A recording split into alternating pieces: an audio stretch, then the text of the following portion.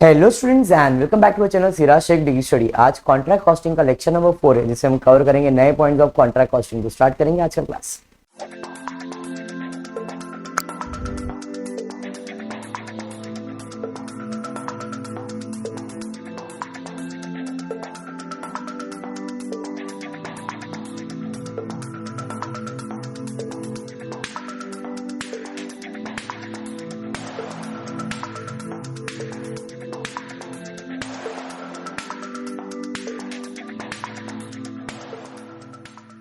कल हमने estimated cost sheet किया था, आज फिर से एस्टिमेटेड। बट आज और कल में फर्क ये, कल अपने को एक पर्टिकुलर टाइम का और पर्टिकुलर टाइम से एंड तक का एक्सपेंडिचर दिया था, बराबर है। आज के क्वेश्चन में देखना, एक्चुअल एक्सपेंडिचर थी 31 मार्च 2014 एंड 1 अप्रैल 2014 से 31 दिसंबर तक का दिया है। मतलब टोटल कितना हुआ, ये पूरे साल का हो गया। ईयर एंड दिया ना 31 मार्च 2014, और ये अप्रैल से दिसंबर तक का दिया है। अप्रैल, मई, जून, जुलाई, अगस्त, सितंबर, अक्टूबर, नवंबर, दिसंबर। मतलब ये जो इंफॉर्मेशन दिया है वो आपको कितने मंथ्स के लिए दिया है, 9 मंथ्स के लिए, और ये तो पूरे साल भर का 12 मंथ्स के लिए, बराबर है। तो ये ईयर एंड है, यहाँ पे साल खत्म होगा तो नए साल में कैरी फॉरवर्ड होगा। कल हमने कैरी फॉरवर्ड नहीं किया था, एस्टिमेशन किया था। आज हम कैरी फॉरवर्ड वाला सम देखेंगे। समझ में आया क्या? चलिए, क्वेश्चन दिया हुआ है आपके टेक्स्ट बुक में, पेज नंबर क्या है बेटा देख ले, 174 SY बैफ के टेक्स्ट बुक में, और some number 19। Okay fine. Marvel infrastructure limited commence contract on 1 April 2013। 1 April 2013 को कॉन्ट्रैक्ट चालू किया था, और ये ईयर एंड 31 मार्च, मतलब ये साल भर ही हुआ ना। The total contract price was 17,50,000। ये कॉन्ट्रैक्ट प्राइस मिल गया 17,50,000 and is likely to be subsequent expenditure up to 31st December 2014। मतलब ये जो कॉन्ट्रैक्ट है 31 दिसंबर 2014 तक खत्म भी हो जाएगा, ऐसा बोल रहा है। अप्रैल 2013 में चालू हुआ है, दिसंबर 2014 तक खत्म होगा, ऐसा उसने कहा है। The actual expenditure up to 31st March and subsequent expenditure up to 31st December, मार्च तक और दिसंबर तक का खर्चा का एस्टिमेशन दिया है। ठीक है, आगे क्या पूछा है भाई? आगे पूछा है गिवन बिलो, ये दिया हुआ है और आपको बोला है the plant is subject to annual depreciation of 20% per annum on original cost that are 90,000 would be sufficient. अभी कंटीजेंट लायबिलिटीज के बारे में बोला है। कंटीजेंट लायबिलिटीज का आपके कॉन्ट्रैक्ट से अभी तक कोई लेन देन नहीं है। ठीक है, आगे इट वॉज डिसाइडेड, यस कल भी सेम पॉइंट था। It was decided that the profit to be taken credit for should be the portion of estimated net profit to be realized on completion of the contract with the work certified value on 31st March। कल वाला ही same adjustment, जितना 31st मार्च को work certified हुआ है उसके basis पे साल भर में जितना कॉन्ट्रैक्ट का प्रॉफिट आएगा उसके बेसिस पे हम आपको आपका जो नोशनल प्रॉफिट है वो डिवाइड करके देंगे। मतलब 2/3 1/3 का क्राइटेरिया नहीं है। और कुछ है क्या? नहीं, खत्म। अब मैं थोड़ा सा आज प्रेजेंटेशन में चेंजेस कर दूं। ये जो रुपीज का कॉलम बनाया, इधर ही 12 मंथ्स और 9 मंथ्स कर दो, एक ही साथ बना रहा हूं।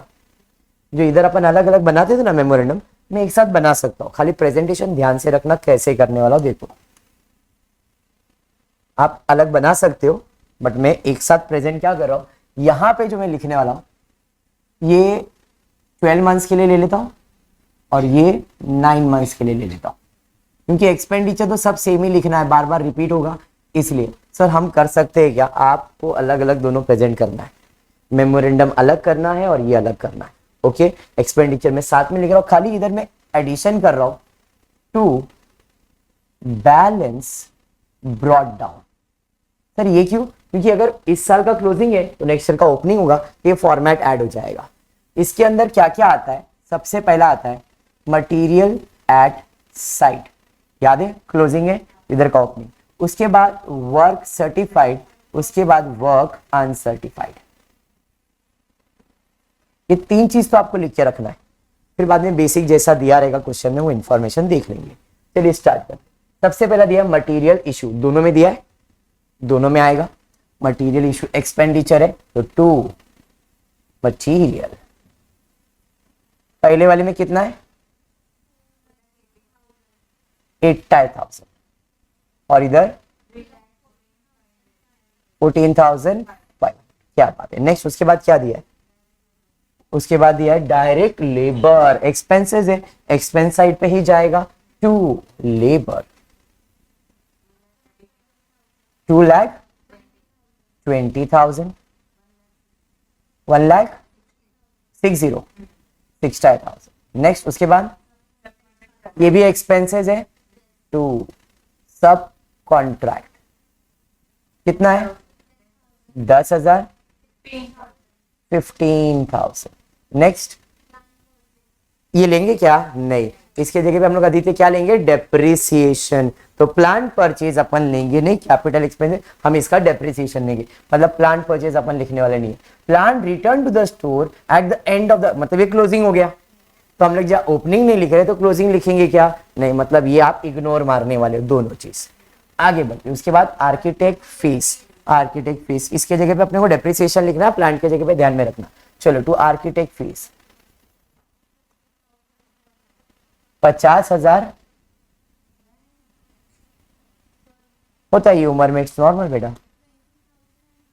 हाँ हाँ लिख लेते, कितना 20,000 और 34,000। हर्ष तो उसकी यादों में मत जा, लेकिन बस आगे बढ़ते। उसके बाद क्या है, मटीरियल एट साइट, क्लोजिंग हो गया ये, तो यहां पे आ जाएंगे बाय मटीरियल एट साइट। चलो मटीरियल साइट बताओ कितना है, पहले वाले में पक्का, देखो यहां का वो क्लोजिंग है, यहां पे मैंने 12 महीने पे 9 मंथ्स में लिखा, फर्क समझ में आया क्या, समझा ना। इसे हम लोग कॉन्ट्रैक्ट कॉस्टिंग में एस्टिमेशन कहते हैं, भाई पिछले साल का क्लोजिंग तो इस साल का वो ओपनिंग बनेगा। नेक्स्ट उसके बाद क्या दिया है जी, उसके बाद दिया है वर्क सर्टिफाइड 10 लाख और 17.5 लाख बराबर है। अब इसे work certified by work certified कितना है 10 लाख। यहां पे मैं नहीं लिखूंगा 9 मंथ्स में, क्योंकि यहाँ पे कॉन्ट्रैक्ट कंप्लीट होने रहा है, उधर सर्टिफिकेशन का इंपॉर्टेंस नहीं है। तो क्योंकि इधर अगर मैं लिखता हूँ तो उसको कैरी फॉरवर्ड करना है, तो यहाँ पे जब मेरा कॉन्ट्रैक्ट कंप्लीट होता है तो वर्क सर्टिफिकेशन नहीं आएगा एज योर बैलेंस, वो इंफॉर्मेशन है, आप उसको प्रेजेंट नहीं करोगे, समझा। अब इधर का क्लोजिंग है तो वो इधर का ओपनिंग बन जाएगा, कितना 10 लाख। अरे बात समझ में आया क्या, 10 लाख बोला है ना, ज्यादा शायद जीरो डाल दिया मैंने, वापस से बोलता हूं एक बार ध्यान दो। वर्क सर्टिफिकेशन जो है, ये जो आपने वर्क सर्टिफाइड लिखा है ना यहाँ पे, पहले ही मंथ का तो मालूम है भाई, इधर का वर्क सर्टिफाइड मुझे मालूम है, जो इधर का क्लोजिंग है वो इधर का ओपनिंग होने वाला है बराबर। सर 9 मंथ्स का भी वर्क सर्टिफाइड दिया है, तो मैंने कहा 9 मंथ्स का जो वर्क सर्टिफाइड दिया है कॉन्ट्रैक्ट खत्म हो जाएगा, तो उधर वर्क सर्टिफाइड नहीं आएगा, उधर सीधा कॉन्ट्रैक्ट प्राइस आएगा। क्यों, क्योंकि वर्क सर्टिफिकेशन की जरूरत नहीं है भाई, तेरा काम खत्म हुआ तो मेरा सर्टिफिकेशन थोड़ी देगा, तो मुझे कॉन्ट्रैक्ट का प्राइस देगा। यहाँ पे work certification eight the and नहीं आता है, उधर आता है कॉन्ट्रैक्ट प्राइस। याद करो कल का सम, बाय कॉन्ट्रैक्ट प्राइस, सीधा सीधा। क्या उधर वर्क सर्टिफिकेशन आया था क्या, नहीं, क्योंकि कॉन्ट्रैक्ट खत्म तो सर्टिफिकेशन नहीं, सर्टिफिकेट कॉन्ट्रैक्ट प्राइस आने वाला, ठीक है। इसलिए 17,50,000 नहीं है, कितना था 10 लाख, मैं इधर एक जीरो डाल देता हूं, 10 लाख, यहां पे आ जाएंगे 10 लाख। नेक्स्ट उसके बाद क्या है जी, उसका नहीं कुछ, उसके जगह पे कॉन्ट्रैक्ट प्राइस लिखूंगा मैं, मतलब वहां पे ईयर एंड में, यहां पे ना मैं 17,50,000 के जगह पे यहां पे I will be writing by contract price. कितना है कॉन्ट्रैक्ट प्राइस, देखो 17,50,000। उसे वर्क सर्टिफाइड नहीं कहेंगे, बात समझ में आया क्या। उधर उन लोग ने अमाउंट दिया है 17,50,000, मतलब आपका कॉन्ट्रैक्ट प्राइस है, वर्क सर्टिफाइड नहीं है वो, बात समझ में आया। क्योंकि कॉन्ट्रैक्ट खत्म, वर्क सर्टिफिकेशन नहीं आता है, ठीक है। नेक्स्ट उसके बाद क्या दबाए, वर्क अनसर्टिफाइड, देखो इधर है ही नहीं ना वर्क अनसर्टिफाइड, यहां पे आ जाएगा work uncertified by work uncertified 25,000। इधर का क्लोजिंग तो इधर का आ जाएगा ओपनिंग, समझ में आ गया। चलिए बढ़ेंगे, उसके बाद क्या है जी, कैश रिसीव दिया है 8 लाख और 9,50,000। कैश रिसीव कैश अकाउंट में जाएगा, कॉन्ट्रैक्ट पे इल्ले, समझ में आया क्या, क्लियर है। नेक्स्ट और क्या है, प्लांट का डेप्रिसिएशन। चलो ये अपने लिए इंपॉर्टेंट है, हमने कितने का प्लांट परचेज किया था, 1,50,000। कोई स्क्रैप वैल्यू इल्ले, लाइफ कितना है 12 + 9 21, डिवाइड करो कितना आ रहा है, बराबर डिवाइड कर लो कितना आ रहा है बताओ। हाँ पॉइंट में आने दो, कितना आ रहा है। अरे लेकिन पॉइंट करना ही क्यों है, पॉइंट करना ही क्यों है, नहीं करना ही क्यों है अपने को, 20% दिया है ना, तो ये डिवाइड करके कोई मतलब नहीं है, डायरेक्टली उसने परसेंटेज ऑफ डेप्रिसिएशन दे ही दिया है, समझा। इसके पहले कभी डेप्रिसिएशन का परसेंटेज नहीं होता था, स्क्रैप वैल्यू होता था, अपन ईयर से डिवाइड करते थे और करते थे, बट इस क्वेश्चन में डेप्रिशिएटेड वैल्यू दिया है ना 20%, तो सीधा सीधा 1.5 लाख का 20% निकालो, और इधर 1.5 लाख का 20% निकालो, बस यहाँ पे 9 मंथ्स के लिए और यहाँ पे साल भर के लिए, साल भर और 9 मंथ्स के लिए, तो यहाँ पे डेप्रिसिएशन ले लेंगे 2, डेप्रिसिएशन 1.5 लाख का 20% 30,000, और 1.5 लाख का 20% 30,000 साल भर का है, तो आधे साल का 15 और उसके आधे साल का 7.5, 15 और 7.5 22,500, 22,250, 22,500, समझ में आ गया। और कुछ है क्या कॉन्ट्रैक्ट के अंदर, जरा चेक करो। झालो सर, कंटीजेंट लायबिलिटीज खत्म हो गया, खाली जो प्रॉफिट के ऊपर एडजस्टमेंट है वो तो जब मेमोरेंडम बनाएंगे तब आने वाला है। डन यहाँ तक, समझा। क्लोजिंग करेंगे, पहला क्लोजिंग आप करने वाले हो 12 महीने के कॉन्ट्रैक्ट का, तो चलो फर्स्ट क्लोजिंग करेंगे 12 महीने के कॉन्ट्रैक्ट का, इस साइड का टोटल और इस साइड में यही ज्यादा लग रहा है, 10 लाख इधर ही लग रहा है ना मेरे को, तो 10 + 20 और 25, 10,45,000, 10,45,000, 10,45,000 माइनस करो 10,45,000, फटाफट 10,45,000 में यही माइनस करना खाली, 2,25,000 टू नोशनल प्रॉफिट 2,25,000। अरे हाँ जी, सॉल्व किया, यहां से आ जाएंगे इधर बाय नोशनल प्रॉफिट, कितना 2,25,000, जरा ध्यान देना। अब इस प्रॉफिट में अपना प्रॉफिट कितना, रिजर्व कितना, वो फाइंड करना होता है। यहाँ पे दो चीज आप लिखते हो, 2 profit and loss and 2 general reserve, बराबर। तो 2 profit and loss account, 2 general reserve, जिसे आप WIP भी कहते हो। इधर का क्लोजिंग है तो नए साल का ओपनिंग भी बनेगा, तो यहाँ पे वो आ जाएगा बाय WIP ब्रैकेट में जनरल रिजर्व, जो भी आएगा वो उधर लिखना है। तो इधर 1/3 2/3 नहीं, उसने बोला था जो भी तुम्हारा प्रॉफिट आएगा, जो भी तुम्हारा प्रॉफिट आएगा, it was decided that profit to be taken credit should be the portion of estimated net profit after completion of the contract। मतलब अभी अपने कॉन्ट्रैक्ट कंप्लीट करके प्रॉफिट निकालना है, तो कॉन्ट्रैक्ट कंप्लीट करके प्रॉफिट निकालना है, तो इसमें से इसको सबको माइनस करना पड़ेगा। हाँ जी, तो इधर मेरे को प्रॉफिट कितना है 2,25,000, तो एक टेम्पररी में खाली यहाँ पे डाल रहा हूं 2,25,000, इसका टोटल ले लो जरा अभी, लाइबिलिटीज का मतलब क्रेडिट साइड का टोटल लो, उसमें टोटल माइनस करो खाली प्रॉफिट निकालने के लिए, 2,25,000 बाय नोशनल प्रॉफिट, वहां पे नोशनल प्रॉफिट 19,75,000।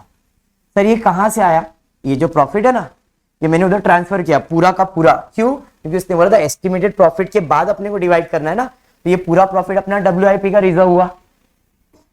समझा मैंने क्या कहा, ये यहां आता है इस साल, इधर अपन डिवाइड करते हैं, बट ये डिवाइड करने के लिए उसने बोला था एस्टिमेटेड प्रॉफिट निकालना पड़ेगा, मतलब इधर जो प्रॉफिट है अभी डिवाइड होगा क्या, नहीं, वो कहा नेक्स्ट ईयर में कैरी फॉरवर्ड होगा पहले, तो ये पूरा 2,25,000 हमारा कैरी फॉरवर्ड हुआ, इधर डेबिट दूसरा इफेक्ट क्रेडिट उधर गया ना, बराबर है।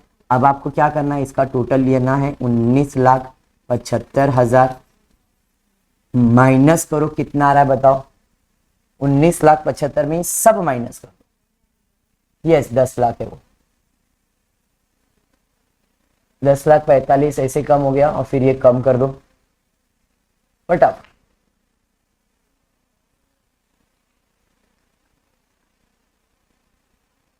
कितना आया,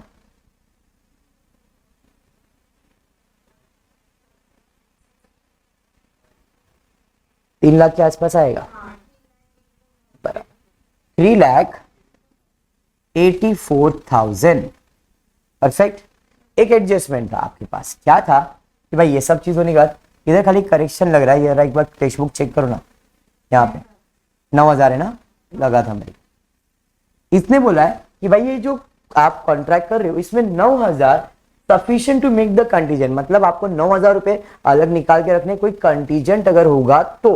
व्हाट इज कंटीजेंट? कंटीजेंट मतलब ऐसा एक्सपेंस जो फ्यूचर में आ सकता है, नहीं भी आ सकता है, मतलब ये हमने इसके लिए रिजर्व करके रखा है। रिजर्व करा है तो आपके लिए क्या होगा? एक्सपेंस होगा। तो आपका टोटल प्रॉफिट कितना है? 3,84,000। इसमें से 9,000 कम करो तो कितना बचेगा? इधर मैं लिखता हूं टू प्रोविजन फॉर एक्सपेंस, कितना? 9,000। कितना आ रहा है बोलो? कंटीजेंट लायबिलिटीज क्या लिखा मैंने, क्यों लिखा समझा ना आपको? डेप्रिसिएशन के ऊपर एक करेक्शन है। क्या करेक्शन है? आपका क्वेश्चन में रीड करता हूं, जरा ध्यान देना। डेप्रिसिएशन का ओरिजिनल वैल्यू कितना था प्लांट का? 1,50,000 इस साल। फिर plant return to the store at the end of the period, original cost दिया है। इस साल हमारे पास 1.5 लाख का प्लांट था, 50,000 का रिटर्न कर दिया। अब उसका ओरिजिनल कॉस्ट कितना बचा? 1 लाख, जो हम लोग यहां यूज करने वाले। तो यहाँ पे प्लांट 1.5 लाख का यूज करे कि 1 लाख का यूज कर रहे? 1 लाख का यूज कर रहे। अगर ये नहीं दिया रहता तो आपने जो डेप्रिसिएशन निकाला है 1.5 लाख पे वो परफेक्ट था, बट क्वेश्चन में दिया है plant return to the store at the end of the period, original cost जिसका था, कितना था ओरिजिनल कॉस्ट इसका? भाई 1 लाख और 50, इधर 50 का रिफंड हो गया, चला गया। 1.5 लाख का प्लान था, मैंने 1.5 लाख पूरा यूज किया इस साल, इधर 50,000 रिटर्न चला गया। अब मेरे पास नेक्स्ट ईयर में 1 ही लाख का प्लान बचा है। तो यहाँ पे आप कैलकुलेशन करोगे 1 लाख के ऊपर 20% कितने मंथ्स के लिए? 9 मंथ। तो 20,000, 20,000 का आधा 10,000, 10,000 का आधा 5,000, 10 और 5 15,000। तो यहाँ पे डेप्रिसिएशन आपको आ जाएगा 15,000। तो यहाँ पे आपका डेप्रिसिएशन हो जाएगा 15,000। समझ में आया ये करेक्शन? चलिए यहाँ पे मैं लिख देता हूँ डेप्रिसिएशन 15,000। चलिए नेक्स्ट, उसके बाद और कुछ करेक्शन तो नहीं है? ये वाला एक्सपेंसेस बोला ही नहीं तुमने, यहां तक क्लियर है? मतलब ये एक्सपेंसेस में टू, एक चीज मिसिंग है यार, तुम लोग शी कैसा करते हो? टू चार्जेबल एक्सपेंस 60,000, वो तो मैंने देख लिया टेक्स्ट बुक में, और 85,000। और कोई एक्सपेंसेस स्किप किया है क्या? देख लो बाकी कोई। इधर का प्रॉफिट एक बार चेक करो, 10,45,000 में एक जन ये माइनस करो और एक जन, रुक जाओ, इधर का पहला प्रॉफिट चेक करने दो, बराबर है क्या? 10,45,000 में से सब माइनस करो, तो प्रॉफिट सेम है, मतलब तुमने डायरेक्टली बोला आंसर। 10,45,000 में सब माइनस करो,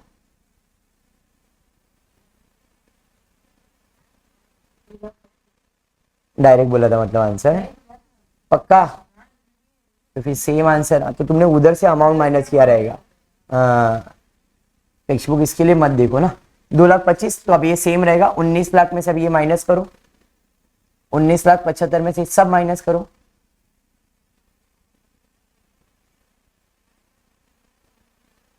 अच्छे से माइनस करो यार। एस्टिमेटेड प्रॉफिट बताओ मेरे को।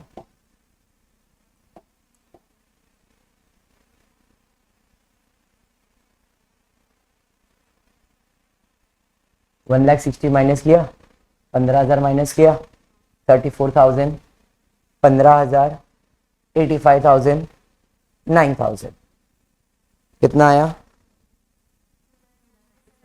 अपना एस्टिमेटेड प्रॉफिट है 2,97,500। अब जो प्रॉफिट आया है इसी रेशियो में इनको डिवाइड करना है। तो यहाँ का जो प्रॉफिट है वो वहीं जाने वाला है, ये तो फिक्स हो गया है, बट खाली इतना है। अब इधर जो डिस्ट्रीब्यूशन करने वाले वो कैसे करेंगे?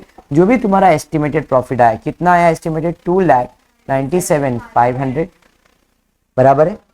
इस रेशियो में वर्क सर्टिफाइड के बेसिस में, तो पिछले साल वर्क सर्टिफाइड कितना किया था आपने? 10 लाख, तो यहां पे आ जाएगा 10 लाख, बराबर है। अपॉन कॉन्ट्रैक्ट प्राइस कितना था? 17,50,000। तो इधर प्रॉफिट कितना आ रहा है बताओ निकाल के? 1,70,000। तो आपको यहाँ पे जो नोशनल प्रॉफिट आया था इसमें से प्रॉफिट एंड लॉस में कितना ट्रांसफर करोगे? 1,70,000, और जो बच गया तुम्हारे पास 2,25,000 में से वो आपका WIP हो जाएगा। कितना आ रहा है? 2,25,000 2,25,000, उसमें से एक 70 चला गया ना, बचा कितना तुम्हारे पास, यहाँ पे बच गया तुम्हारे 55,000, ये तुम्हारा WIP। समझ में आया? देखो मैंने इधर का प्रॉफिट इधर लाया नहीं, ये बाद में होगा, क्यों? क्योंकि उसने स्पेसिफाई किया था एस्टिमेटेड प्रॉफिट पे, तो ये एस्टिमेटेड प्रॉफिट के अंदर मतलब एस्टिमेटेड कॉस्ट शीट में ऐसे ही होने वाला है, 1/3 2/3 नहीं आने वाला है। नॉर्मल के अंदर कितना कंप्लीशन हुआ उसका 1/3 जो अपन ने स्टार्ट के सम्स किए, इसके अंदर क्या हुआ 2,25,000 आया, ये रेशियो को अपन ने कैरी फॉरवर्ड किया, नया साल क्लोज किया, प्रॉफिट निकाला, ये जो प्रॉफिट आया इसका रेशियो निकाला टू द वर्क सर्टिफाइड, कल भी सेम किया था आपने। समझ में आया? और जो आ रहा है वो आपका प्रॉफिट एंड लॉस है, जो आंसर आ रहा है वो प्रॉफिट एंड लॉस, और जो बच गया है वो तुम्हारा WIP। समझ में आया? यहाँ पे जो WIP वो कौन सा है, नोशनल प्रॉफिट वाला, पूरा का पूरा, क्योंकि पूरा प्रॉफिट आएगा तो एस्टिमेशन प्रॉफिट मिलेगा ना। बात समझा? पक्का? देखो कॉन्फिडेंस बूस्ट करना पड़ेगा, थोड़ा सा प्रैक्टिस करना पड़ेगा, एंड में हो रहा है, लेकिन अगर अच्छे से प्रैक्टिस करो तो मार्क्स मिल सकते हैं इसके अंदर। कुछ नहीं कर पाते, अगर कुछ ऐसा लग रहा है नहीं डिफिकल्ट है, पोस्टिंग करके आओ, ये पोस्टिंग तो इजी है, सब एक्सपेंसेस ही है, और क्लोजिंग का करना है डेप्रिसिएशन, खाली क्लोजिंग में आप इसके मार्क्स लूज कर लोगे, लेकिन इतना तो करके आओ, पोस्टिंग तो कर लो, कुछ नहीं तो पोस्टिंग करो, सिंगल कॉन्ट्रैक्ट डबल कॉन्ट्रैक्ट भी आया तो भी पोस्टिंग करके आओ, सबका कॉन्ट्रैक्ट अकाउंट बना के आओ, खाली एक ही अकाउंट बनता है कॉन्ट्रैक्ट अकाउंट, इसका पोस्टिंग करो। एस्टिमेटेड आया तो क्या एस्टिमेटेड में पोस्टिंग करके आ जाएंगे, ठीक है? ट्राई करना पूरा करने का, लेकिन अगर फिर भी भाई बूस्ट ही नहीं हो रहा, कॉन्फिडेंस बूस्ट नहीं हो रहा है, तो एटलीस्ट पोस्टिंग करके आओ, कुछ तो मार्क्स लेके आओ। बाकी टॉपिक तो कॉन्फिडेंटली कर लिया आपने, अगर ऑप्शन में आ गया ये तो फिर अच्छा है, अगर तुम प्रिपेयर्ड नहीं हो तो। अच्छे लिए इतना ही, नेक्स्ट लेक्चर कंटिन्यू करेंगे।